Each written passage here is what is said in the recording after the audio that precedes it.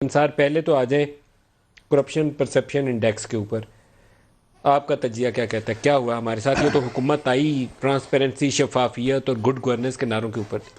دیکھیں، سب سے پہلی بات تو آپ نے جو انٹرو میں جو ایک بات ایکسپلین کی نا، جنرلی لوگوں کو نہیں پتا، کہ لوگ سمجھتے ہیں کہ صرف اندازہ ہی ہے، پرسیپشن ہے. اور جو آپ نے بات کی کہ جو 8 انٹرنیشنل ایجنسی جو انوالو ہیں پاکستان کے کیس میں، جس میں ورلڈ اکنامک فورم بھی ہے، جس میں رول آف لا بھی ہے، جس میں ورلڈ بینک بھی ہے اینڈ ادرز، وہ اپنے سرویز کرواتے ہیں، اور ان سرویز کی بیس کے اوپر یہ پھر اپنی ایک اسسمنٹ. سو یہ جو کہا جاتا ہے نا کہ نہیں یہ خیال ہے، یہ صرف تکا مارا ہے، تکا نہیں ہے. تکا نہیں ہے. ٹرانسپیرنسی انٹرنیشنل کی رپورٹس کو پوری دنیا سیریسلی لیتی ہے، اور جس میں UN بھی سیریسلی لیتا ہے ان کو. سو پہلے تو یہ ہے کہ جی عام لوگوں کو یہ شاید پتہ نہیں تھا.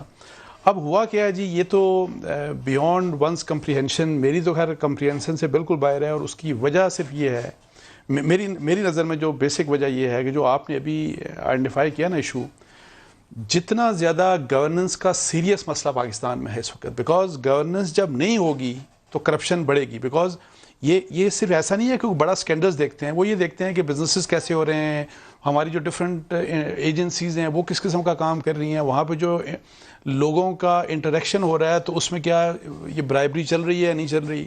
سو ہمیں بڑے بڑے سکینڈلز کی ضرورت نہیں ہے، وہ اس بنیاد کے اوپر اپنا سروے کر رہے ہیں. اور آپ یہ دیکھیں کہ عمران خان کو پتا تھا کہ یہ گورننس چیلنج ہے. ان کی تقریروں میں پہلے بھی، آج بھی آپ سنیں گے وہ کہیں گے کہ گورننس کو ٹھیک کرنا ہے پھر کام ٹھیک ہو جائے گا، لیکن کر کیوں نہیں پائے؟ دیکھیں میں آپ کو بتاؤں کہ اس لیے کہ ایک تو جو انہوں نے انسٹیٹیوشن بلڈنگ کی بات کی، جو بیوروکریسی کی ڈی پولیٹیسائزیشن، پولیس کی ڈی پولیٹیسائزیشن، سب چیزیں بھول گئے. اور KP اور پنجاب میں وہ ایسے چیف منسٹر لے کے آئے جو میری دانش میں ان کی یہ تھا کہ جی جن کی سمجھ بوجھ بے شک زیادہ نہ ہو، سیدھے سادھے لوگ ہوں، اور میں خود کنٹرول کروں.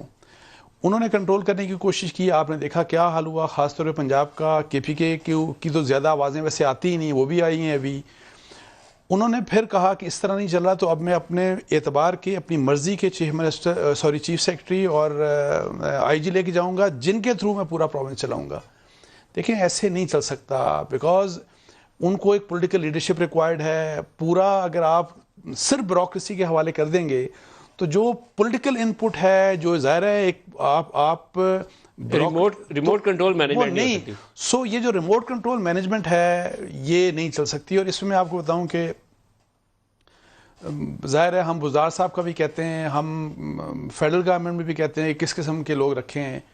میری ذاتی رائے میں جو سب سے بڑا مسئلہ ہے، انفارچونیٹلی تمام تر ان کی باقی خوبیوں کے علاوہ، وہ عمران خان صاحب کے اندر پرابلم ہے. آپ ضد سے نہیں چلا سکتے ملک. آپ کیوں ضد کر رہے ہیں کہ بزدار ہی قائم رہے گا، کچھ بھی ہو جائے بزدار صاحب ہی رہیں گے؟ بھائی why not an efficient chief minister. اور میں آپ کو یہ بھی بتاؤں کہ کیا KPK میں ایفیشینٹ چیف منسٹر ان کو نہیں مل سکتا تھا؟ بالکل مل سکتا تھا.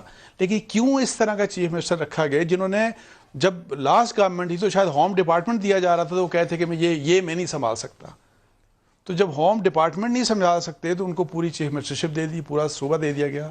سو میری ذاتی رائے میں گورننس سیریس ایشو ہے، جس کی وجہ سے آپ کنٹرول نہیں کر سکتے کرپشن.